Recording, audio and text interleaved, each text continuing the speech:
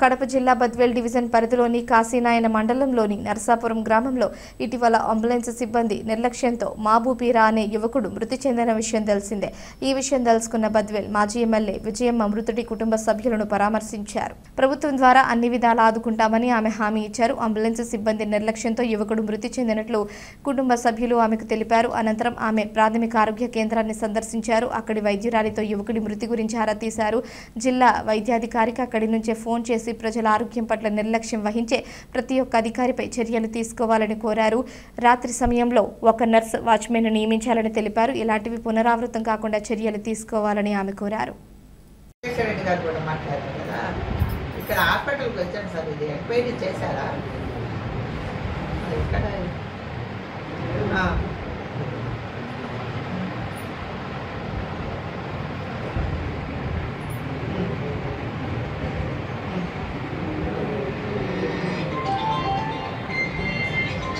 Night duty చేయలేదనేది వచ్చింది sir. ఇప్పుడు night ఒకరు ఉండాలి కదా సిస్టరు, వాళ్ళు ఉండలేదని మా దృష్టికి వచ్చింది.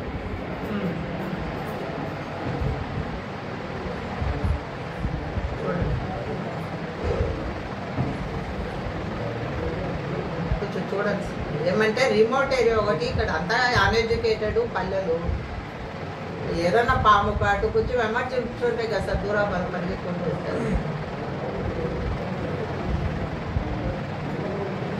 ఇప్పుడు నైట్ కూడా ఒక సిస్టర్ ఉండేటట్టు చూడండి. ఇది నైట్ వాచ్మెన్ ఒకరు ఉండడం లేదని వచ్చింది. ఉన్నాడు కానీ నైట్ ఉండడం లేదండి సార్, ఓన్లీ డే.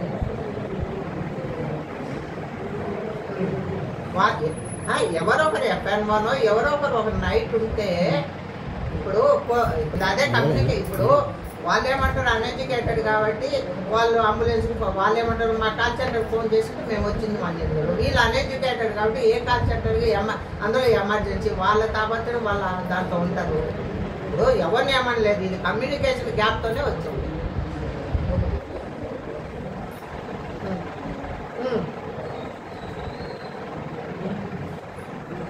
ఇంకొకరు ఉండాలి.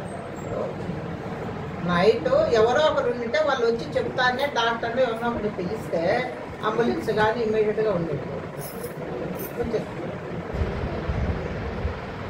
అంబులెన్స్ ఉంది సార్, దాంట్లో వాళ్ళు ఎవరు లేరు కదా అంబులెన్స్ స్టాఫ్.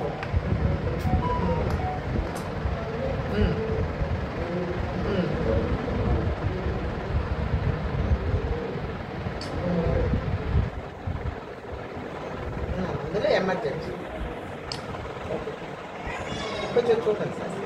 అంటే పూర్ పీపుల్ ఒక్కటే పిల్లోడు పాపం, ఆ ఫ్యామిలీకి ఏ ఆధారం లేదు.